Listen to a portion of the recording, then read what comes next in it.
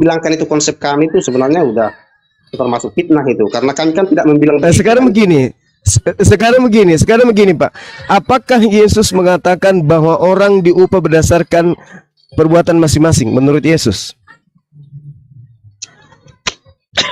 Menurut perbuatannya, tapi kan yang menilai ini kan Yesus, gitu loh Bang. Ya itu dia makanya Pak. Kan Yesus mengatakan orang diupah nanti di hari kebangkitan berdasarkan perbuatan masing-masing. Betul. Nah, kenapa demikian? Kenapa demikian? Karena tidak ada penebusan dosa oleh manusia lain, Pak. Nggak ada.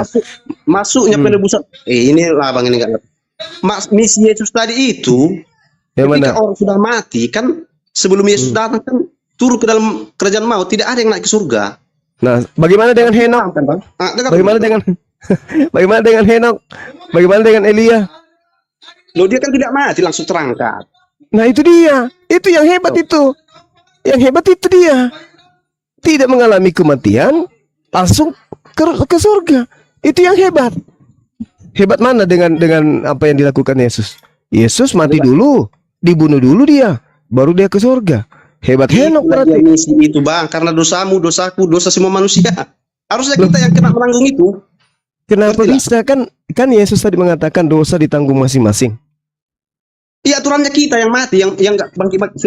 Kalau misalnya Yesus tidak datang, saya mati, saya akan tetap di dalam kerajaan maut. Tapi karena Yesus sudah datang, maka saya ketika saya nanti mati, saya yakin dan percaya bahwa saya akan masuk ke surga karena saya akan masuk surga. Jadi dalam masuk surga itu harus mati Bang Juma. Jadi Bang Juma nanti mati dulu baru masuk surga. Kalau percaya dengan Yesus. Henok bagaimana? Ya, itu astaga naga. Ya. Kalau Elia itu kan beda itu. Beda. Jadi ajaran Yesus itu setelah ada kematian baru ada ke surga gitu. Jadi Elia itu sebelum Yesus. Bagaimana dengan pelacur yang lebih dulu masuk surga, yang tidak percaya kepada penyaliban? Itu yang saya mau. Anda baca Matius 21, 31 dan seterusnya. Orang yang percaya kepada Yohanes tanpa penyaliban pun lebih dulu masuk surga. Pelacur loh itu, Pak. Dengar Pak, itulah makanya tadi saya bilang, kita tidak bisa menilai dosa orang. Kita tidak bisa menilai. Itu apa nyambungnya? Saudara kan mengatakan bahwa tidak ada orang mati, tidak ada orang yang mati yang naik ke surga tanpa melalui penyaliban. Faktanya, pelacur dan pemungut cukai menurut Yesus lebih dulu masuk ke surga. Padahal mereka tidak percaya penyaliban. Gimana cerita itu? Di mana tertulis itu? Matius 21, coba Anda lihat. Mana nih? Matius 21. Iya, coba. Berat ini, berat. Karena Yesus sendiri mengatakan manusia diupah berdasarkan perbuatan masing-masing. Masa orang diselamatkan karena perbuatan orang mati di atas tiang salib maka orang diselamatkan? Ini ajaran dari mana itu? Saya lagi yang tidak paham. Loh, saya tidak paham karena saya bukan Kristen gitu. Matius berapa tadi, Bang? Matius 21, Bang. 31, 32. 31 ya. Hanya karena percaya kepada Yohanes, mereka lebih dulu masuk surga. Ayo. Jadi penyaliban itu ajaran dari mana itu penyaliban? Harus jadi percaya Yesus penyaliban. Sementara Yesus mengatakan upah manusia berdasarkan perbuatan masing-masing. Matius 16 nomor 27. Sebab anak manusia akan datang dalam kemuliaan Bapa diiringi malaikat-malaikatnya. Pada waktu itu ia akan membalas setiap manusia menurut perbuatannya masing-masing. Ini kita tidak bisa pungkiri. Jadi tidak bisa kita memberikan perbuatan-perbuatan kita ditanggung orang lain. Tidak bisa. Karena perbuatan kita yang tanggung kita sendiri. Apa dalilnya? Ya Matius 16:27. Kata siapa itu? Kata Yesus. Betul. Nah, terus tidak menanggung dosa bapaknya, bapak tidak menanggung dosa anaknya, kan gitu, Pak. Iya, apalagi tetangga. Iya, kalau masalah dosa kan pribadi, Bang Juma. Jadi kalau Yesus tidak mati, mulai sadar itu kan, dia, mulai sadar. Itu kan karya Allah Bapa itu. Salah. Dengar dulu. Kalau Anda tidak setuju, tanyakan kepada Allah Bapa kenapa terjadi ini, kan gitu. Loh, Anda Kalau- coba sekarang gini, yang Anda jangan merasuk yang Anda jangan merasuki baca kitab. Nih, betapa besar kasih Allah kepada manusia, sampai anaknya yang tunggal itu diberikan untuk menebus dosa manusia. Itu anaknya. salah, tidak ada nasnya begitu, jangan Anda buat sendiri. Begitu besar kasih Tuhan akan dunia ini, maka dia menganugerahkan anaknya yang tumbal. Iya. Gitu ya. Oh, yang tunggal. Anak yang tunggal. Tapi faktanya jadi tumbal, Pak. Sementara Tuhan kasih kepada dunia ini sehingga dia menugerahkan anaknya yang tunggal supaya percaya kita kepada dia, bukan supaya dia ditumbalkan. Nah, itu kan? Itu mana karya ajarannya? Tuhan. Itu Karya Tuhan. Oke, mari kita Begini, lihat. Bang. Gini juga. Jadi murid-murid Yesus juga dulu tidak percaya akan ada kejadian ini. Banyak yang nggak percaya. Tapi ini udah tertulis, katanya Yesus itu udah tertulis akan terjadi dan akan bangkit di hari ketiga. Itu udah terjadi. Jadi Anda Nggak ada kenapa itu. komplain Anda? Nggak ada Komplain itu, kepada Bang. Allah. Nggak ada. Pencipta langit. Mari coba Anda tunjukkan saya start awalnya. Start awal karya Tuhan tentang penyaliban itu tertulis di mana? Sedangkan Anda tuliskan mengatakan inilah anak, betapa besar kasih Tuhan kepada dunia ini. Dia menganugerahkan. Anugerah, Pak. Anak ini anugerah. Dengar sejarahnya. Bukan korban. Dengar sejarahnya Yesus sebelum Kalau dia anugerah, kalau dia anugerah berarti dia bukan korban, gitu ya? Itu pemikiran Iya, silakan. Tapi kan karya Tuhan kan beda, bro. Anda jangan pakai manusiawi. Itu karya Tuhan. Coba mana karya Tuhannya, penyaliban itu mana karya Tuhannya, di mana? Coba tunjukkan ke saya. Sebelum saya tunjukkan bahwa penyaliban Yesus itu adalah karya iblis, silakan Anda mulai bahwa penyaliban anak Maria itu adalah karya Tuhan. Silakan. Itulah keimanan. Biar kita nggak ribut. Ya, mana buktinya bahwa itu adalah karya Tuhan? Tunjukkan dalilnya, datanya. Jadi Anda juga percaya sama halnya dengan murid Yesus yang si Thomas itu nggak percaya Yesus disalib. Setelah ditunjukkan tangannya yang berlubang baru percaya. Nah, Anda juga begitu.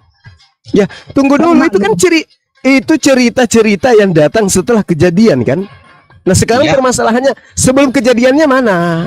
Sebelum kejadian bahwa karya Tuhan adalah ingin supaya anak Maria itu mati secara terkutuk di atas tiang salib. Mana?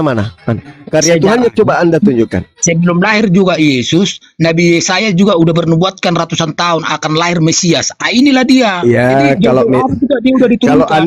kalau berbicara mengenai Mesias, Tuhan malah mengatakan jangan kau ganggu Mesiasku, jangan kau ganggu orang yang aku urapi. Jangan kau bunuh orang yang aku urapi. Yesus adalah orang yang diurapi. Apa maksudnya? Jangan dibunuh Yesus. Belum lagi Keluaran 23 nomor 7. Jangan kau bunuh orang yang tidak bersalah. Yesus tidak bersalah. Berarti Yesus tidak boleh dibunuh.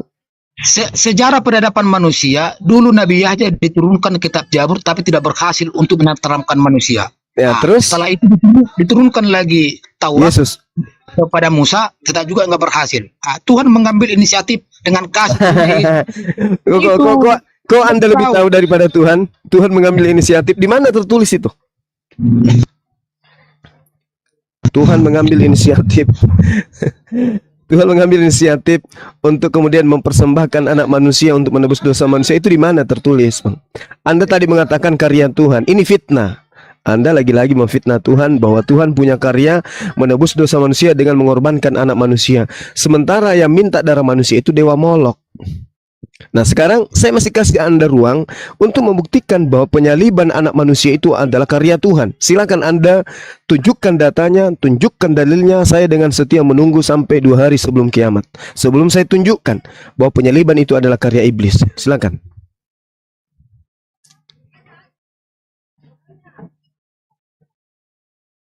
Silakan Pak Pendeta.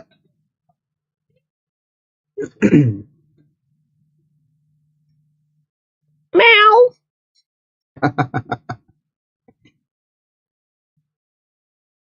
Meow.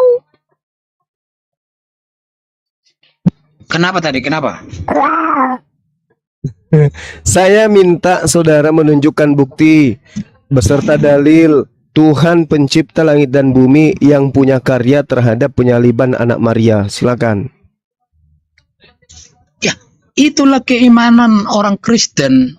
Dengan matinya Yesus itulah menebus dosa. Jadi itu kenapa disalibkan? Kalau itu pertanyaan Anda, itu karya Tuhan. Kalau Anda komplain pada sang halik gitu. Tidak. Anda kan memfitnah itu karya Tuhan. Kita minta data dong. Mana buktinya bahwa itu adalah karya Tuhan? Mana dalil?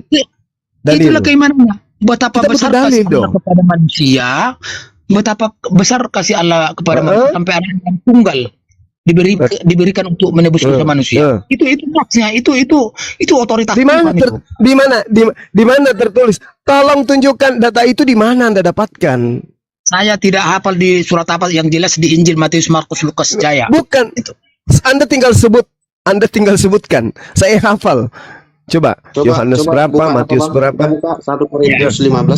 Kalau Anda hafal 1 berarti Anda nggak usah bertanya. Kalau Anda hafal. Ya justru karena saya tidak pernah mendengarkan data. Justru karena saya tidak pernah mendengarkan data yang Anda sebut. Anda jangan Makanya saya cari tahu. Bang, saya bacakan ya 1 Korintus 15 dulu. Begini ya. Ya, 1 Korintus 15. 1 Ya, Korintus kenapa? 15 ayat 3 sampai 5. Sebab yang sangat Oke, penting telah kusampaikan kepadamu, yaitu apa yang telah kuterima sendiri, ialah bahwa Kristus telah mati karena dosa-dosa kita, sesuai dengan kitab Nah, suci, ini bahwa ia telah ini pengakuan siapa? dan bahwa ia telah dibangkitkan pada hari yang ketiga sesuai dengan kitab suci, bahwa ia telah Ini- menempatkan diri kepada bebas. Ya, Saudara, ini yang saudara tunjukkan ini adalah sama dengan pengakuan Anda. Pengakuan Paulus ini sama dengan pengakuan Anda. Yang saya minta pengakuan Tuhan.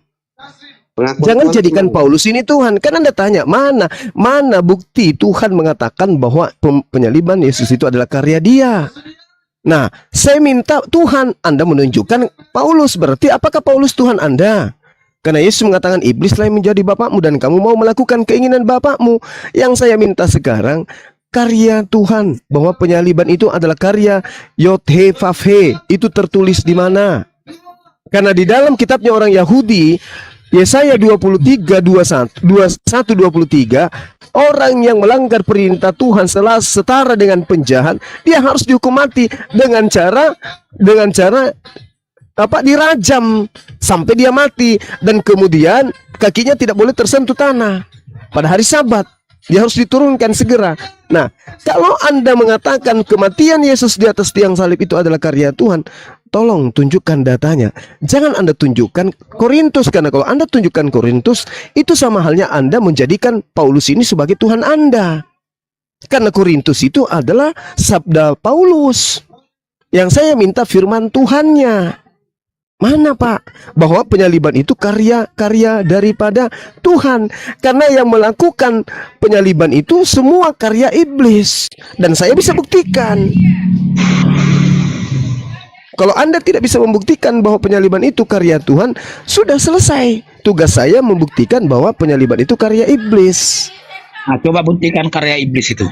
Akui dulu bahwa tidak ada Bapak berkarya dalam penyaliban itu kecuali dengan sanggahan dan tuduhan Anda bersama dengan Paulus. Kalau kita sepakat,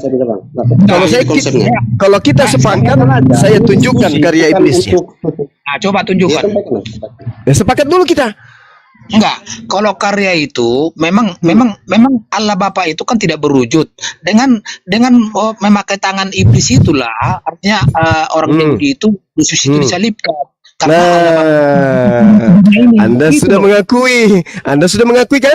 Saya belum paparkan bukti. Anda sudah mengakui melalui tangan iblis. Itulah apa maksudnya Anda mengatakan itu? Ayo. Artinya itu semua karya Allah Bapa. Enggak mungkin Allah Bapa itu. Enggak mungkin Allah Bapa itu di dunia ini gitu loh. Makanya secara manusiawi mungkin enggak masuk akal kan? Ini sama halnya Anda mengatakan Tuhan membunuh Yosua melalui tangan Sambo. Oke? Karena tidak mungkin Tuhan nuzul menjadi manusia, maka dia menggunakan Sambo untuk membunuh Yosua. Apakah begitu adanya? Beda, Bro. Kalau Yesus itu bukan kan Yesus itu mengatakan Cuma ini saya ini bukan dari dunia, dari surga. Jadi jangan kamu samakan si Samuel Nah, dengan Joshua. kalau Salah. dia izin Bang, izin. ya silakan, Jangan silakan. memaksakan, Bang. Kalau Jangan kamu memaksakan lah. begitu, Saya rasa yang memaksa di sini adalah saudara-saudara saya. Saya minta data, saya kasih ruang untuk menjelaskan data Anda. Anda tidak bisa memberikan data. Kalau tidak ada data, Anda tetap ngotot. Siapa yang memaksa? Kan Anda yang memaksa kan? gini Bang, kalau masalah data memang kita nggak hafal dengan apa nats-nats yang di Alkitab itu. Jadi kita harus buka kan gitu. Kalau Makanya memang saya itu yang minta. Iya, Mana nas? kita nggak ada. Mana nasnya, Karena saudara? Ya, Mana di depan nasnya? kita tidak ada Alkitab kita pegang. Ini kan depan kita handphone doang gitu loh. Padahal harusnya Yang jelas Yesus itu mengatakan, saya akan mati dan bangkit ketiga. Setelah bangkit saya akan naik ke surga, menyiapkan tempat bagi yang mengikut saya, katanya kan itu. nggak ada itu. Yang Anda maksud itu adalah Lukas 24:44 sampai 46. Ada tertulis tentang aku bahwa Mesias akan mati bangkit pada hari ketiga. Ada tertulis di dalam kitab Taurat menurut Iya. Yesus. Tapi setelah diselidiki di Taurat tidak ada tertulis itu, Pak. Emang pernah baca Taurat? Kan yang Anda maksud Taurat itu kan kitab Bilangan, Kejadian, Imamat. Benar kan? Yang Anda maksud itu kan? Bukan. Nah, kita baca di dalam 5 kitab itu tidak ada tertulis bahwa Mesias datang, mati dan bangkit pada hari ketiga di antara orang mati. Tidak ada di data kitab itu, yang 5 kitab dari Taurat yang Anda maksud itu tidak ada. Lalu di mana tertulisnya? Yesus mengatakan di Taurat, diperiksa Taurat ternyata tidak ada. Siapa sekarang yang salah? Mengimani pembunuhan terhadap Yesus itu sebagai karya Tuhan. Mana buktinya? Tuhan justru mengatakan, jangan kau bunuh orang yang tidak berdosa. Jangan kau bunuh orang yang tidak bersalah. Nah, artinya Yesus itu tidak berdosa. Yesus itu suci. Yesus itu tidak bersalah. Kenapa dibunuh? Kenapa dibunuh? Kan bahasa untuk bilang, ini, karena dosa kita, untuk dosa kita. Ah, ya itu. Untuk menebus dosa kita. Di mana Tuhan mengajarkan nebus dosa dengan menggunakan bunuh manusia? Di mana itu tertulis, Pak? Darah Jadi gini, harus saya dengan terangkan darah. dulu. Ditebus dengan darah. Saya terangkan dulu satu menit, saya terangkan, Pak. Yesus datang kepada Bani Israel, mengajarkan Bani Israel kembali kepada hukum Taurat. Karena orang-orang Yahudi kemudian tidak suka dengan adanya Yesus, karena dengan pengaruh Yesus bermujizat di tengah-tengah mereka, banyak Bani Israel yang ikut menjadi pengikutnya. Sehingga orang-orang Yahudi, imam-imam Yahudi, orang Farisi pada masa itu merasa terancam perpuluhannya. Nanti habis kalau semua orang Yahudi, jemaat-jemaat mereka berpindah ke Yesus. Maka Yesus dianggap sebagai ancaman. Makanya di dalam Matius 20:26, Pak, orang-orang Yahudi itu bersekongkol untuk melakukan kesaksian-kesaksian palsu agar Yesus itu ditangkap, agar Yesus itu dibunuh. Setelah ingin dibunuh, dilakukan kesepakatan membunuh Yesus. Tuhan menyelamatkan dia, diangkat ke langit. Diangkat ke langit. Maka ada yang menggantikan dia. Siapa? Pengkhianat. Makanya dalam Amsal 21:18, orang yang berkhianat dijadikan sebagai tumbal menggantikan orang yang benar. Anda baca Amsal 21 nomor 18, itu nubuatan. Nah, sehingga ketika Yesus terangkat ke langit, penyaliban itu betul-betul ada. Tapi yang disalib itu orang yang dikira Nabi Isa atau Yesus. Nah, apa yang terjadi kemudian? Orang-orang Farisi yang tadi yang benci kepada Yesus membuat sebuah pengajaran kepada Romawi Yunani bahwa Mesias datang, mati, bangkit pada hari ketiga, lalu menjadi Tuhan. Makanya apa? Coba Anda teliti lagi, sedikit lagi, Pak ya. Coba teliti lagi. Kitab saudara 4, kitab kanonik ada 4. Surah Petrus ada, Kisah Para Rasul juga ada. Kemudian surah-surah Paulus ada 14 kitab. Tidak ada satupun di antara kitab itu yang dituliskan untuk Bani Israel, tidak ada. Tidak ada untuk suku-suku Israel. Semua kitab Anda itu dikirim kepada jemaat-jemaat Romawi. Kenapa? Karena kalau dikirim kepada orang Yahudi tidak diterima. Tidak diterima karena orang Yahudi tidak percaya. Tidak percaya Tuhannya datang dalam rupa manusia, mati, bangkit pada hari ketiga. Maka surah-surah itu dikirim ke Romawi. Romawi sebelum Kristen, Pak, ajarannya adalah nyembah dewa. Dewa-dewa mereka diimani secara turun-temurun nusul menjadi manusia untuk nebus dosa manusia. Begitu mereka menulis surat dengan menjadikan Nabi Yahudi ini sebagai Tuhan, mereka langsung terima. Makanya tentang penyaliban itu hanya dicerita dalam kitab saudara. Sampai hari ini ke-11 murid Yesus tidak ada yang mempercayai keturunannya bahwa ada Tuhan datang mati lalu kemudian bangkit pada ketiga. Enggak ada itu, Pak, enggak ada. Makanya adanya hanya mengheboh di Romawi dan Yunani, sampai ke Belanda, sampai ke Portugis, hingga sampai ke Indonesia. Hari ini kalau Anda tanya, di mana tempat penyaliban dan pembunuhan dan kebangkitan Yesus? Orang Yahudi pelangak pelongo. Apa itu? Apa itu? Kenapa? Karena cerita ini euforianya cuma ada di Romawi Yunani, tidak ada di mereka. Itu yang perlu dipahami. Makanya antara Yahudi dan Kristen itu gak nyambung. Gak nyambung. Konsep kitab gak nyambung, konsep Tuhan gak nyambung, konsep agama gak nyambung, konsep nabi-nabi gak nyambung. Kenapa? Karena Kristen ini adalah agama yang berdiri sendiri, yang didirikan oleh orang Farisi, yang dijual kepada Romawi Yunani, diterima, laku. Tapi itu tidak diajarkan kepada Yahudi. Makanya Paulus dalam suratnya Galatia 1 nomor 16 nomor 17, aku diutus kepada orang-orang non-Yahudi. Nah, berarti ajaran Paulusnya in the gang itu tidak diperuntukkan kepada Bani Israel. Makanya sampai hari ini Bani Israel tetap aja menjadi praktisi Torah.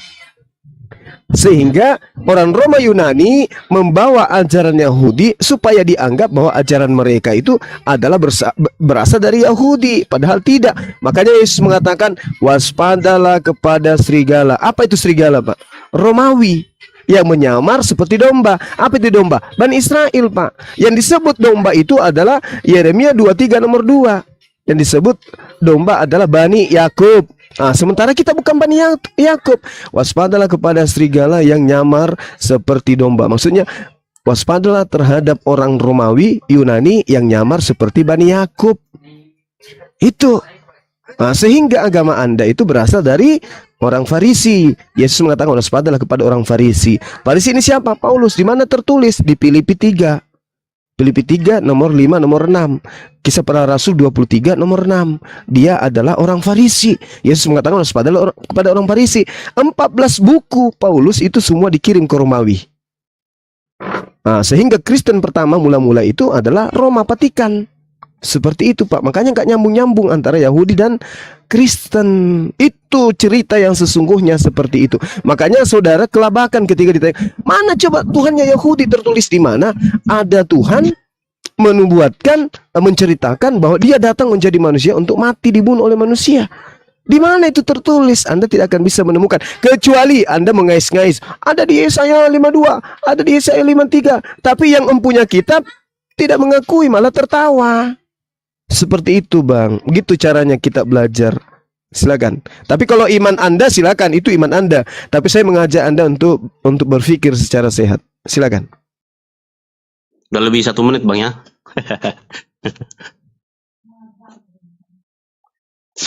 Tes, halo. Ya, silakan, Bang. Silakan. Bisa 1 jam Anda nonstop. Selama argumen Anda kuat dan berdata, silakan.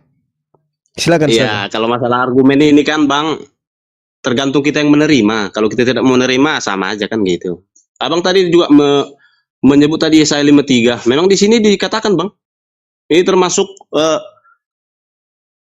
apa namanya? Inilah karya Tuhan itu. Yang seperti inilah yang akan terjadi. Saya bacakan ya. Di Yesaya 53 ayat 3. Ia dihina dan dihindari orang, seorang yang penuh kesengsaraan dan yang biasa menderita kesakitan. Ia sangat dihina sehingga orang menutup mukanya terhadap dia, dan bagi kita pun dia tidak masuk hitungan. Tetapi sesungguhnya penyakit kitalah yang ditanggungnya dan kesengsaraan kita yang dipikulnya. Padahal kita mengira dia kena tulah, dipukul dan ditindas Allah. Tetapi dia tertikam oleh karena pemberontakan kita. Dia diremukkan oleh karena kejahatan kita. Ganjaran yang mendatangkan keselamatan bagi kita ditimpakan kepadanya. Oleh bilur-bilurnya kita menjadi sembuh. Ah, gitu dia, Bang. Sekali lagi saya katakan, saudara, itu sah-sah saja. Sah-sah saja Anda menganggap Sah-sah Ya, saja bukan Anda masalah, menganggap tertulis, itu ada Yesus. datanya. Sekarang gini bang, Ini Sekarang kan kitabnya orang Yahudi. Oke? kita Yang orang paham Kristen. tentang kitab itu ya, yang paham tentang kitab itu yang punya kitab, Pak. Yang Oh punya berarti, kitab. berarti abang juga nggak paham. Jadi kenapa abang memaham sendiri kan begitu? Kitab bukan Yesaya itu untuk Kitab Yesaya itu untuk Bani Israel, Pak. Satu hal yang perlu saudara pahami. Yang membagi-bagi Yesaya 51, 52, 53, 54 itu adalah penyusun. Sebenarnya para nabi ketika menerima firman Tuhan itu tidak ada dikatakan, oh ini Yesaya 2, ini Yesaya 3, ini Yesaya, tidak ada. Oleh karena itu cerita itu berkesinambungan. Oleh dulu. enggak. Itu dulu. Gini, Ada gini. datanya kan? Ada Yes. datanya kan? Iya, saya paham, bro. saya paham, saya ngerti. Saya sudah tamat itu. Saya tamat Ya itu. udah. Makanya saya katakan Abang jangan udah tamat, tapi tidak mau jangan- memahami. Ya gitu dia. bagaimana bisa saya mengakui sesuatu, ada orang datang kepada saya menjual rumah, tapi rumah yang dijual bukan punyanya. Gimana ceritanya, Pak? Iya. Bagaimana saya mau beli? Bagaimana saya mau percaya? Lah Yesaya itu bukan kitab saudara. Yang punya kitab itu orang Yahudi. Mau Anda salto 50 kali sampai 6 turunan tidak bisa, Pak. Coba Anda lihat di dalam Yesaya 52 Gini. sebelum Gini, kita gini. masuk ke dalam Yesaya 53. Ini aku dulu Tunggu, Bang. tunggu. Ini Bang ini. Su- Gini bang. Supaya kita paham, Ya, supaya saudara saya paham pertanyaan juga maksud ini, Bang. daripada Yesaya 5. Cuma memang kalau orang Yahudi itu nggak percaya dengan Yesus, orang itu kan masih menantikan Mesias, orang itu kan apanya hukum Taurat itu. Tidak Gitu. percaya sebagai apa, Bang? Tidak percaya sebagai apa? Ya juru selamat itu kepercayaan tidak, Yahudi. tidak percaya sebagai apa? Tunggu dulu. Dia menunggu apa? Orang Yahudi menunggu apa ini? Tuhan Ya, Mesias. yang dia tunggu. Yang akan datang lagi Mesias. Jadi Mesias. makanya Mesias dalam pandangan Yahudi apa? Tuhan. ya penyelamat itu. Ya Tuhan atau bukan? Tuhan dan Yang Juru nggak Selamat. tahu lah. Nah, di mana Yahudi menunggu Tuhan, Pak? Inilah salahnya. Ya, gini, Kita Bang. menuduh Bang, orang lain Ya, gini, sesuatu yang tidak gini, benar. sedikit. Yahudi mana Yahudi mana yang menunggu Tuhan? Yahudi mana yang udah, menunggu Tuhan? banyak kali lihat Dari para bang persepsi ini. Anda bahwa Yesus itu katanya tidak mati diangkat ke surga digantikan dengan orang. Siapa orangnya? Ada ditulis nggak di kitab Anda? Siapa orangnya pengganti itu? Anda jangan mengada-ada. Siapa penggantinya? Kalau memang itu. Tidak disampaikan siapa yang menggantikan, Ya, berarti- tapi yang pasti tapi ada yang menggantikan. Berarti Tapi ada dia yang mengarang. menggantikan. Siapa penggantinya? Berarti Anda pengarang siapa? Jelas dong. Tapi tidak disampaikan siapa yang menggantikan. Oh, Berarti tidak bisa dipercaya itu. Tidak bisa dipercaya. Ya, silakan aja. Anda percaya mau tidak percaya silakan aja, silakan aja. Persepsi Anda Silakan aja. Makanya Nah, sekarang surat Maryam- sekarang surat Maryam- permasalahan sekarang Setelah permasalahannya kembali, bagaimana Anda menjelaskan itu? ya dia kan naik terangkat ke langit, belum mati kan dia, belum wafat kan dia. Baca Tidak Mazmur aku lahir. 9. Tidak aku Weh, lahir mati dan hidup kembali. Apa artinya Iya. itu? Itu satu bagian kalimat itu. Iya, saya ngerti, saya paham. Setiap manusia itu memiliki 3 fase, Pak. Lahir, hidup, kemudian dia mati, kemudian dia dibangkitkan kembali. Tapi 3 kalimat fase itu kan kita itu. ayat itu jaga surat Maryam itu jangan penggal-penggal. Kalau memang begitu berarti dia lahir lagi nanti. Kalau memang gitu dia Saya pun demikian, Pak. Saya pun demikian. Lahir, mati, bangkit. Saya pun begitu. Pertanyaan kan saya ada isinya satu bang. begini, isinya begini. Semoga kesejahteraan dilimpahkan kepada aku sejak aku lahir. Dia udah lahir. Mati lahir. dan hidup kembali. Berarti sejarah yang nggak pernah terjadi. Mati. Ya, mati dan hidup kembali. Semoga itu bukan sesuatu yang sudah terjadi, Pak. Itu masih berdoa dia. Semoga. Tidak. Semoga berarti belum terjadi. Semoga, Pak. Berarti lahir juga belum terjadi. Pada saat dia dengarkan. Pada saat aku lahir, semoga kesejahteraan diberikan pada saat aku lahir. Pada saat aku Udah lahir. belum? Nah, sudah lahir. Ya, bos. Ah. Mati dan hidup kembali. Pada saat aku mati, belum mati. Itu kan udah satu kalimat itu, jangan Masih hidup dia sampai sekarang. Saya pun bisa mengatakan itu. Semoga aku sebagai Bang Suma diberikan keselamatan mulai dari aku lahir sampai aku mati sampai aku dibangkitkan kembali. Apakah aku Tuhan? Terjemahannya Tuhan? dan Apakah hidup aku Tuhan? kembali. Itu jangan Anda ganti-ganti. Dan hidup kembali, ada dan hidup kembali. Tapi kalau Anda membawa Maryam, Pak, Maryam, Yohanes juga mengatakan dengan data yang sama. Oh, itu dulu dibahas, Bang, itu dulu. Iya. Dari kita. Nah, sekarang apa? Apa? Anda mengatakan wassalamu alaihi yawma wulid wa yawma yamut wa yawma yub'atsu hayya. Itu juga adalah pernyataan Yohanes Pembaptis. Baca di data nomor 15 dari surah Maryam itu. Intinya Gitu loh. gini, yang Bukan menggantikan cuma Nabi Isa, tidak ada. tapi Yahya juga gitu loh. Ini pertanyaan saya untuk Bang Juma. Itu kan Iya. tadi dibilang digantikan. Iya. Isa Al-Masih ya? Yes. Apa kesalahan Isa Al-Masih sehingga dia ingin dihukum? Ya itu dia tadi, dia mempengaruhi Bani Israel untuk ikut kepada dirinya. Makanya dikatakan di Al-Quran, ya Bani Israel, inni Rasulullahi ilaikum. Nah, orang Israel tidak percaya kepada dia, sama seperti pengakuan Yesus dalam kitab saudara. Sesungguhnya aku ini adalah Rasul utusan Bapa. Aku tidak berkata-kata dari diriku sendiri. Yang kukatakan adalah yang diperintahkan oleh Tuhan, adalah Bapa kepada kalian. Tapi orang-orang itu tidak percaya. Nah, pengaruh Yesus semakin besar, orang-orang semakin percaya kepada dia, sehingga orang-orang yang tadinya membayar perpuluhan kepada imam-imam, rabi-rabi semakin berkurang. Itu ancaman bagi mereka. Maka mereka mengambil suatu siasat untuk menangkap agar tentara Romawi menangkap Yesus, agar dia diadili oleh kekaisaran Romawi karena dia telah mengganggu orang Yahudi. Penghasilan mereka semakin merosot karena Yesus. Begitu, Pak. Nah, sehingga dengan Ya, silakan. gimana? Nah, sehingga dengan adanya keadaan itu, Tuhan kemudian mengambil dan menyelamatkan Yesus. Terangkatlah dia ke langit. Tapi cerita ini seakan-akan terangkat dari kematian. Tidak. Bukan itu. Terangkat dari kematian itu cerita belakangan, Pak. Bukan. Ini cerita di kitab saudara. Contoh misalnya. Contoh, saya kasih bukti. Bang, jangan dipaksakan. Justru Anda yang memaksakan. Sekarang saya ingin tanya kepada saudara, Yesus makan ikan goreng itu untuk membuktikan dirinya bangkit dari kematian, atau untuk membuktikan dirinya Untuk membuktikan dirinya itu adalah Tuhan, atau untuk membuktikan dirinya bangkit dari pingsan? Coba. Bangkit dari kematian. Lah, kalau dia bangkit dari kematian, kenapa teman-teman murid-muridnya tidak percaya?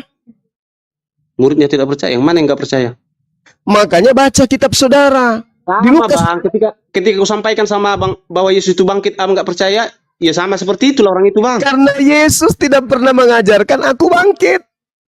Oh, begitu. Yes. Mana Yesus mengajarkan? Hai, lihatlah tanganku, lihatlah kakiku. Aku sudah bangkit dari kematian. Mana? Malah dia mengatakan, inilah tanganku, inilah kakiku. Ada apa dengan kalian? Kenapa Yesus mengatakan begitu di dalam Lukas 24, 37, 38 sampai 40? Kenapa Yesus mengatakan begitu? Karena murid-muridnya mengira Yesus itu hantu. Loh, katanya kamu sudah mati, bos. Katanya kau sudah ditangkap sama Romawi. Katanya kau sudah dikubur, bos. Kok kamu ada di sini? Nah, murid-muridnya kaget dan ketakutan karena mengira melihat hantu.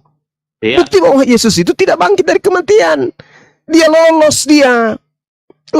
Kalaupun dipaksakan di dalam versi kitab saudara, dia bangkit dari pingsan. Makanya Maria subuh-subuh hari Minggu itu. Bangkit dari pingsan. Di mana, Bang? Loh, kalau dia bukan bangkit dari pingsan, berarti bangkit dari mayat. Dari kematian. Berarti mayatnya hari ketiga sudah membusuk. Ya, itulah hebatnya dia tidak membusuk. Terus kenapa Maria datang? Kenapa Maria datang membawa obat? Obat apa? Obat rempah-rempah untuk meminyaki Yesus pada hari ketiga. Bukan untuk obat itu, Bang. Tapi untuk apa? Yahudi itu. Di mana? Apa yang di mana? Coba Anda tunjukkan ke saya tradisi orang Yahudi mayat diminyaki pada hari ketiga. Coba tunjukkan dan tertulis di mana? Itu obat. Coba tunjukkan dulu. Untuk apa Maria datang membawa rempah-rempah kepada kuburan? Untuk apa? Buat dulu ayatnya di mana itu untuk obat untuk Yesus. Tunjukkan ayatnya dulu. Oke, baik. Ketika hari Minggu subuh hari, Maria datang untuk meminyaki Yesus. Di mana tertulis itu? Di kitab Yohanes. Tunggu. Saya ingat dulu. Ada yang ingat sini, Akhi Sugi? Ketika kemudian Maria datang pada subuh hari untuk bertujuan meminyaki Yesus. Mana ada mayat? Mana ada mayat Iya, mana ya? diminyaki? Sabar. Saya nggak bawa Bible. Apa? Apa?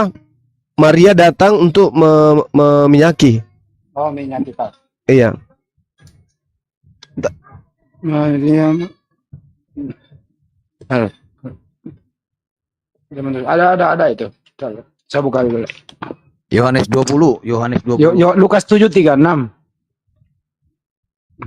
Lukas Lukas 7:36 sampai 49 di situ, anak. Lukas 7 ya, Bang? Anak Paulus Ya, Lukas 7. yang bertanya, Seorang perempuan berdosa mengurapi Yesus. Markus itu bukan kematian itu, Markus Bos. 16. Kenapa? Tunggu. Anak Paulus. Coba Anda baca di Markus 16. Ya, Mana yang betul ini datanya nih? Aduh. Di Markus 16 juga ada itu Bang Zuma, Markus 16. Oh, enggak, yang Lukas Iya. 7 tadi apa itu maksudnya? Di Markus 16, Bang. Markus 16. Oke. Iya. Setelah lewat hari Sabat, seperti Kenapa? itu ya, Bang Handi. iya. Kenapa sih Setelah- selalu ketawa-ketawa? Setelah lewat Sabat, Ya, nggak sesuai Maria konteks. Magdalena dan Maria ibu Yakobus serta membeli Salome rempah-rempah, membeli rempah-rempah untuk pergi ke kubur dan meminyaki Yesus. Mana ada tradisinya mayat hari ketiga diminyaki, dibelikan rempah-rempah. Itu tunjukkan pada saya. Di mana tadi Markus berapa itu, Bang? Ketawa dulu. Gantian ketawa kita. Boleh. Dikasih data ketawa. Bebas kok ketawa. Bebas. Markus berapa itu? Markus 16. 16. Markus 16 ayat Ya, Eh, 16. Nomor 1 kayaknya, nomor 1 sampai seterusnya coba. Markus tentang kebangkitan Yesus. Setelah Bangkit dari lewat pingsan sahabat, itu. Maria Magdalena, Maria ibu Yakobus serta Salome membeli rempah-rempah untuk pergi ke kuburan Yesus dan pagi-pagi benar jadi menurut di mana di sini yang dituliskan untuk mengobati? Nah ini Itu yang saya tahu. untuk meminyaki ini, meminyaki. Oh, meminyaki Ada untuk mengobati ya? Ya, terus untuk apa mayat diminyaki? Di mana Meminyaki tertulis? untuk mengobati. Ya, saya tanya dulu, Bang. Saya tanya, di mana Iya. tradisi Yahudi meminyaki mayat? Itu dulu jawab. Dikasih data, ini orang dikasih data dibelokkan lagi. Data yang meminyaki untuk mengobati itu di mana? Itu Lah. yang saya tuh. Dengar dulu. Yesus itu dikuburkan bukan di dalam tanah, Pak. Disimpan di dalam sebuah goa. Itu yang pertama yang perlu Anda pahami. Siapa yang menaruh di sana? Yusuf bersama siapa? Nikodemus dengan siapa? Maria. Kenapa mereka menyimpan di situ? Karena mereka tahu Yesus ini tidak mati, dia pingsan. Kenapa dikatakan dia pingsan? Satu, ketika dia disalib hanya 3 jam di atas tiang salib. Sementara untuk membunuh orang yang disalib sampai dia mati itu berhari-hari. Yesus cuma 3 jam. Kedua, Yesus tidak dipatahkan kakinya. Ketiga, sebelum Yesus itu disalibkan, dia dikasih minum anggur asam. Setelah dia minum anggur asam, dia langsung kehilangan kesadaran. Sehingga nampak terlihat oleh prajurit Yahudi, ini orang sudah mati, tidak perlu lagi dipatahkan kakinya. Sehingga Maria, Yusuf buru-buru minta ke Pilatus, tolong turunkan segera jasadnya Yesus.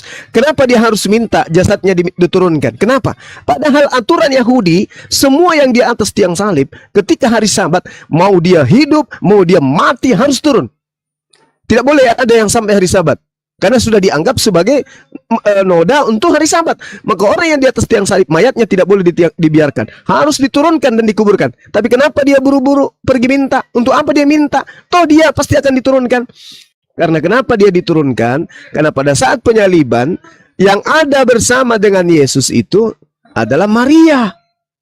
Murid-murid lain pergi lari, tapi Maria ada di situ bersama dengan Yesus di tiang salib. Dialah yang tahu keadaan Yesus yang sesungguhnya. Yang tahu keadaan Yesus sesungguhnya, hidup atau mati, Maria. Makanya pada hari Minggu dia sembunyi-sembunyi datang ke kuburan itu, takut diketahui oleh tentara Romawi. Tapi sebelum ke sana dia beli rempah-rempah dulu untuk meminyaki Yesus. Makanya tidak dikatakan meminyaki mayat, tapi meminyaki Yesus. Karena waktu itu Yesus belum bangkit, jadi masih di dalam kubur. Gimana? Dalam- Pertanyaannya apa? Dalam bahasa Pertanyaannya, kenapa mayat diminyaki, fungsinya apa gitu loh. Dalam bahasa Yunaninya Bang Andi, aleipo. Aleipo itu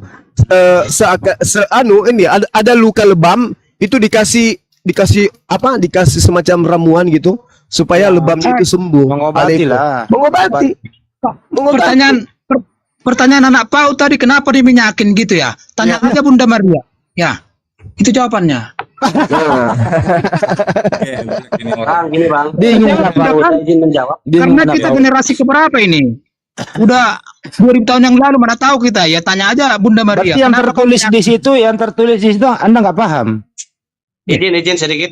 Ntar dulu sedikit, ntar dulu. Jadi menurut Anda, yang tertulis di situ Anda nggak paham. ya artinya diminyakin biar gini, gak ada ditulis itu. Katanya tanya Bunda Maria, Anda nggak paham. Kenapa diminyakin? Ya kita tidak tahu, tanya Bunda Maria, itu Ya jawabannya. udah suruh Bunda Maria masuk komal kalau gitu. Kita tanya. Biar anak PAUD puas, kan gitu. Gini bang. Tadi ayat yang saya baca keseluruhan. Ya. Tadi yang dibilangnya meminyaki Yesus itu karena dia sakit ya. Itu tadi pernyataan Abang Juma ya. Iya. Jelas itu, Iya. Bang. Makanya Nah, buktinya ini, ketika ini Yesus saya bacakan. keluar dari pemakaman itu, Ini saya bacakan bang. ya silakan, bacakan, boleh ya? silakan. Jadi pada ayat yang Markus 16 ini, pada ayat ketiga, dari ayat 3 saya baca ya. Atau saya baca dulu ayat 3. Mereka berkata seorang kepada yang lain, siapa yang akan menggulingkan batu itu bagi kita dari pintu kubur? Tetapi ketika mereka melihat dari dekat, tampaklah batu yang memang sangat besar itu sudah terguling. Lalu mereka masuk ke dalam kubur dan mereka melihat seorang muda yang memakai jubah putih duduk di sebelah kanan. Mereka pun sangat terkejut. Tetapi orang muda itu berkata kepada mereka, jangan takut. Kamu mencari Yesus orang Nazaret yang disalibkan itu. Dia telah bangkit. Nah, Dia ternyata dia tidak ada di sini. Lihat, ini tempat mereka membaringkan dia. Nah, ternyata yang ditemani bicara itu yang dikira malaikat siapa? Yang dikira malaikat. Iya. Dia malaikat, bukan dikira malaikat, ya malaikat. Bukan Yesus. Bukanlah. Orang Nah, yang Yesus- dari Nazaret. Nah, Yesus di mana sekarang pada saat itu? Dia itu bangkit dari kematian. Iya, dia kemana? Kan Maria datang tuh. Maria datang. Terus ada orang yang menyamar seperti tukang kebun. Itu siapa? Intinya dia tidak di situ lagi, dia udah bangkit. Yang menyamar sebagai tukang kebun itu siapa? Itu pertanyaan saya. Menyamar sebagai tukang kebun. Nah, kan ada laki-laki yang ditemui oleh Maria di sana. Siapa yang kau cari? Siapa yang mengambil mayat Tuhan kami? Apakah Tuhan melihatnya? Itu siapa yang ditemui Yesus itu? Ya itulah malaikat Tuhan. Bukan malaikat Tuhan itu Yesus. Oh, ya itu kan menurut Anda. Ya udahlah, memang kan. Itu Yesus itu, Bang. Makanya bukti bahwa Maria ini bertemu dengan sosok yang bukan Yesus, tapi orang yang diserupakan dengan Yesus. Makanya dia tidak mengenal. Siapa yang engkau cari? Tuh mayat Tuhan kami. Apakah Tuhan melihat di sini? Siapa yang mengambil mayatnya? Sementara dia bertanya, itu kepada Yesus itu sendiri. Jadi jawabannya ini cuma memang dia ketemu di apa itu di kuburannya, cuma bercahaya. Jadi Bunda Maria mengenalnya. Asumsi lagi. Gitu loh. Nah, Coba tidak, kamu Bang. baca Tidak. Lukas 24. Lukas Tidak, 24, Bang. coba kamu baca. Nah, karena cerita itu berlanjut di dalam Yohanes 20. Orang yang tadinya ditanyai itu tiba-tiba Yesus melihat Maria dari atas bumi katanya. Nah, sedang menangis. Yesus menghampiri dan bertanya, "Ibu, mengapa kau menangis? Ibu mencari siapa?" Loh, masa seorang ibu yang melahirkan, mengandung dan bersama mereka beberapa puluh tahun, masa nggak tahu bahwa ini yang bertanya adalah Yesus? Ayo. Artinya orang lain. Diam semua. Kamu terlalu kejam. Iya, Roma. Anak Itu PAUD, menurut- anak PAUD ngerti sekarang anak PAUD. Perspektif Anda itu. Ya. Loh, itu Persepsi perspektif Anda Anda. begitu. Bagaimana seorang ibu bertanya kepada anaknya? Ya, karena Dia waktu mencari ketemu anaknya. itu, dengar dulu. Waktu ketemu itu wajahnya bersinar. Jadi buset. gitu. Aduh, Itu jangan pakai mindset sendiri. Bung, coba Anda baca dalilnya. Ayat data selanjutnya mengatakan Maria mengira orang itu adalah tukang kebun. Mana ada tukang kebun bersinar mukanya kecuali dia pakai senter. Itu pun di malam hari. Banyak cerita saudaraku ini. Diam Roma. Jangan bodoh-bodohi anak PAUD, Pak. Saya lanjutkan ini ya. Ya silakan. Tetapi sekarang pergilah, katakanlah kepada murid-muridnya. Ini perkataan yang tadi ya. Anak muda yang Oh, tadi. udah paham. Ntar lu udah paham. Waktu itu lagi syuting, jadi ada lighting gitu loh, lagi syuting. Oh, jadi pura-pura jadi tukang kebun. Ya. Masa seorang ibu tidak mengenal anaknya sendiri? Jangan dulu ke situ. Menyangka bahwa orang itu adalah tukang kebun. Kalau dia bersinar seperti yang Anda maksud, berarti menyangka orang itu adalah silomen. Ada filmnya Boneng biasa kan, pas buka mulut silom. Dipikir Boneng. Ini tidak, dipikir tukang kebun. Masa iya dia tidak mengenal Yesus? Bang Juma, Gitu loh Bang. menurut Yes. Abang, Maria yang pergi ke kuburan Yesus itu Maria yang mana yang melahirkan Yesus? Kalau dilihat di original teksnya kita nggak paham. Karena hanya Maria saja diterjemah. Kenapa bilang tadi nggak mengenal Yesus? Macam mana? Maria mana yang Anda maksud? Bilang itulah. Maria mana yang Anda maksud? Apakah Maria ibunya atau Maria istrinya, Magdalena? Ya terserah Anda. Tapi masa seorang Maria tidak mengenal Bukan ada tidak Yesus, mengenal ada Yesus? Gak ada istri Oke. Yesus, ada. Oke, masa iya seorang Yesus seorang Maria tidak mengenal Yesus? Bukankah Maria yang meminyaki kakinya, dielus-elus kakinya, dicium-ciumnya kakinya? Bukankah dia Maria itu? yang melahirkan Yesus? Maria Magdalena, paman. Iya. Hah? Masa Iya. Maria? Jadi kenapa Oke. tadi dia tidak mengenal sementara dia ibunya? Dia Masa beda kan Maria. Maria yang biasa bersandar di dadanya tidak kenal Yesus? Yang mana tadi Mana Maria cerita? Magdalena sekarang?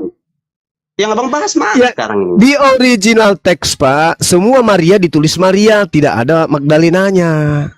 Oh, Nah, itulah pemahaman Anda. Oke lah.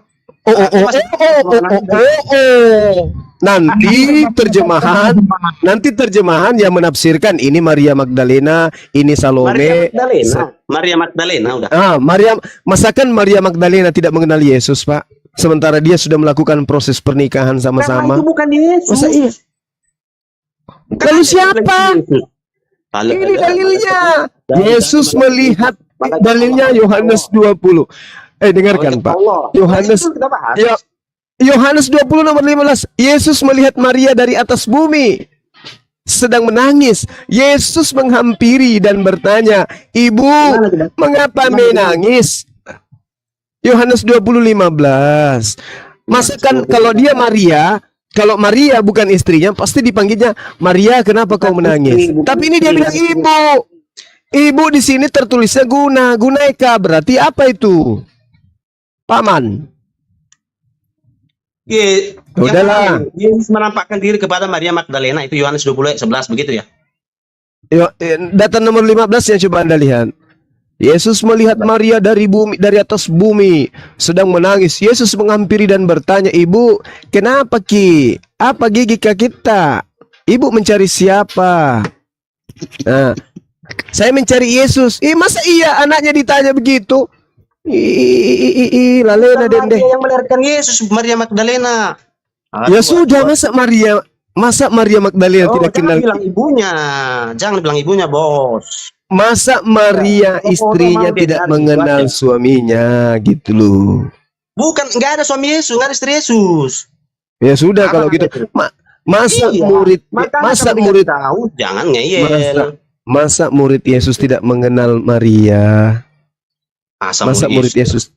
Masa murid Ini sudah Yesus murid tidak Yesus, sekarang mengenal? tadi ibu Yesus, sekarang murid Yesus. Nanti apa lagi? Siapanya Yesus lagi tidak mengenal? Masa Maria Jangan istri gitu, Yesus Bang. tidak mengenal Tidak enak suaminya berdiskusi gitu? seperti itu. Masa Maria Magdalena tidak mengenal Yesus, Bang? Masakan? Ketawa kan? Ya itu tadi, itu dulu dikelirkan. Ya ini kita clearkan. Masa Maria tidak mengenal Enggak, gurunya? Bang. Maksudku Yesus. gini, maksud saya tadi Maria itu bukan Maria ibu Yesus. Bilang dulu gitu. Ya terserah. Mau dia Maria tetangganya Bapak, terserah. Tapi masakan Maria Ini pun murid yang dikasih. tapi bukan cuma abang kan begitu maksudnya. Masa Maria murid yang dikasihi yang bersandar di dadanya itu tidak mengenal Yesus? Kan tidak mungkin. Nah, ada apa? Kenapa Maria tidak mengenal Yesus? Ada apa? Ada apa denganmu? Dengar, saya bacakan ya. Saya bacakan Hanya malah hanya Jadi, ya, dulu, silakan. jadi Bang Juma penasaran kenapa nggak mengenal? Tanya aja Maria itu. Kenapa nggak kenal lo gitu? Bukan Jadi begitu. argumen, Ya, Pak. jadi enggak mindset kalian itu memaksakan dengan pola pikir sendiri gitu loh. Iya, itu dia.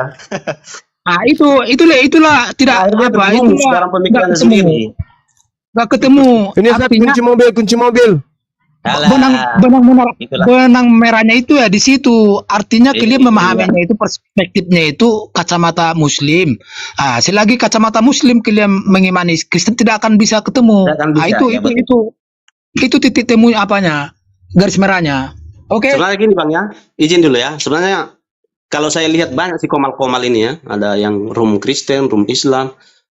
Memang tidak akan bakal nyambung kalau kita ambil Iya. untuk apa. Tetapi kan maksud saya di sini, sebenarnya saya kurang setuju dengan pembahasan yang seperti ini. Saya sebenarnya maunya berdiskusi apa yang sudah buah yang sudah diterima dengan kita mengikut Kristus, dengan kita mengikut Iya. misalnya ajaran Nabi Muhammad, itu yang harusnya kita Betul. diskusikan di sini. Artinya gini Bang. Jadi buah itu ketahuan dari pohon itu ketahuan dari buahnya. Berbuat baik enggak ini umatnya kan gitu. Berarti agamanya itu benar kan gitu. Betul. Itu seharusnya, intinya Bang. yang kita Jangan ambil. kita pandai. Artinya jangan kita Oke, berkuat-kuat, oke. kami yang paling benar, kami yang paling Baik. sempurna, kami yang Baik. terakhir. Tapi Baik. buah itu Kalau ketahuan. Pohon itu ketahuan kalau dari itu- buahnya gitu. Baik. Kalau itu yang Anda mau, baik, kita uji. Coba tunjukkan perintah Tuhan ibadah hari Minggu. Silakan. Dek, Oke, saya tanya Anda. kok ketawa? Di mana Kok di ketawa? mana tertulis sholat 5 waktu di kitab Anda? Ada nggak? Secara konteks nggak ada. Ah, Tidak ada. Tidak ada. Itu pengamalannya. Ada dong. Secara tertulis Loh. artinya subuh jam sekian. Tidak ada itu konteksnya. Tidak ada. ada Bang. Tidak ada. Catat. Mau saya ajarin, catat. Ambil pulpen, saya ajarin sekarang. Benar Bang. Sholat Pernah subuh, lihat nggak? sholat subuh. Pernah nggak lihat Ar-Rum YouTube-nya ayat 17. mantan ketua PBNU? Tidak ada tertulis itu Terus sholat 5 waktu. suruh dia belajar. Suruh dia belajar ke Bang Suma kalau gitu. Udah ketua Sholat PBNU subuh itu disebut bangsa. di dalam surah Ar-Rum. Agil Sirat. Suruh dia belajar sama Bang Suma. Suruh dia belajar ke Bang Suma. Al-Quran surah Ar-Rum ayat 17. Tusbihuna itu sholat subuh. Disebutkan juga di dalam surah An-Nur ayat 58. Apalagi? Apalagi? Sholat apa lagi yang Anda minta? Sholat zuhur. Disebutkan di dalam surah Ar-Rum ayat 18. Disebutkan Apa yang bilang tushiruna. Sholat zuhur. Dijelaskan di ayat 58 juga ada Az-Zahirat. Itu jelas itu. Apalagi? Salat apa? Salat asar. Disebutkan dalam surah Al-Asr ayat 1. Apalagi? Salat apa lagi? Oke, Salat sekarang maghrib. masalah- Salat maghrib. Oke, sekarang masalah rukun Islam kelima itu ada nggak tertulis di kitab Anda itu? Yang naik haji ada nggak? Apalagi tuh? Rukun Islam kelima Ada yang naik perintah- haji ada nggak tertulis itu di kitab Anda? Nggak ada. Tunggu dulu Bang. Tunggu saudaraku. Mengenai sholat kan saya sudah jawab tuh. Sekarang Anda ini kan kita berbicara mengenai buah. Tolong tunjukkan beribadah hari Minggu di mana tertulis perintah Tuhannya. Ayo. Kan cuma 6 hari Tuhan itu menciptakan langit dan bumi. Saya minta perintah, bukan asumsi gereja yang saya minta perintah. Anda kan mengatakan buah, dari buah kita lihat. Karena hari Minggu itu adalah Sunday. Dengar, Sunday, hari matahari. Siapa menyembah matahari sebelum Kristen? Agama apa? Agama apa? Bangsa mana yang menyembah matahari? Romawi menyembah matahari. Nah sekarang Anda beribadah pada hari matahari. Mana tunjukkan dalilnya, perintahnya? Dari buahnya kita lihat. Silakan. Silakan datang Sekarang. besok. Gini, Tunjuk, jangan sekarang. Ini dulu buktikan. Ini dulu. Jangan dulu. Ini dulu. Buktikan dulu ibadah Anda pada hari Minggu. Belum prosesinya. Baru harinya dulu. Hari perintah ibadah hari Dewa Matahari itu di mana perintahnya? Kalau tidak ada, sekarang Bang, kita Bang. sudah lihat buahnya berarti. Oke. Sekarang Anda kenapa Anda pakai Kita harus tahu dulu dong. Kalau memang Anda tidak menyukai itu. Loh, kenapa jadi apa hubungannya, Pak? Ini berbicara mengenai buahnya. Anda tadi Itulah buahnya. mengatakan, mari kita lihat buahnya. Bahas kematian, bahas penyaliban, Anda keok. Sekarang bahas lagi data tentang ajaran setelahnya. Saya minta perintah dari Tuhan pencipta langit dan bumi, ibadah hari Minggu mana? Mana? Mana? Masih mau ku datang besok? Oke. Udah ya, kalau gugur satu maka gugur semuanya. Selesai kita. Karena di sini sudah mau maghrib. Saya minta Anda belajar lagi, pahami ajaran agama Anda dengan baik. Insya Allah kalau Anda menggunakan akal akan sampai kepada ajaran Islam. Demikian, salam santun dari saya. NKRI, Assalamualaikum warahmatullahi wabarakatuh. Waalaikumsalam warahmatullahi wabarakatuh. Saya juga mengucapkan terima kasih kepada Pak Ropan, Pak Cemo penyebar berita. Kalau sekiranya diskusi tadi ada kata-kata menyinggung perasaan, kami mohon maaf gitu ya Pak. Salam damai. Salam damai. Ini diskusi yang baik kau gini. Habis diskusi kita berpisah baik-baik, ketemu lagi kan begitu. Jangan sampai menyakiti hati anak PAUD gitu, Pak. Ya, nggak ada benar juga. Ketawa dia, Bang. Iya, maksudnya kalau bertanya itu kalau dikasih tahu disimak, jadi jangan bolak-balik kayak anak PAUD gitu loh. Iya, Pak. Ya, Pak. Iya. Itu kami kan mengiyakan tadi apa yang bilang. Oh, seperti itulah mungkin kisahnya dia lakukan. Ya, kami mengiyakan aja. Gitu dia, Bang. Saya memang kalau diskusi itu mewakili PAUD TK anak-anak kecil gitu, Pak.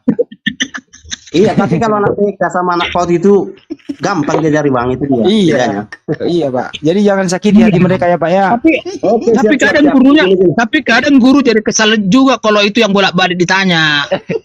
Ya, namanya juga anak-anak, Pak. Iya, sekalian main gundu sih ya. Iya, main gundu, Pak. Jangan diomelin anak kecil, Pak. Oke. Oke, salam toleransi ya. Iya, Pak, salam toleransi, Pak. Merdeka, Pak. Yang jelas mari kita isi kemerdekaan ini berdiskusi baik-baik, saling menghormati satu sama lain. Bagimu agamamu, bagi kami agama kami, tidak boleh saling menghujat satu sama lain. Setuju ya, Pak? Iya, setuju. Satu lagi ya. Kadang PAUD ini sadar, kadang menghujat juga ini orangnya nih. Ya namanya juga anak PAUD, Pak.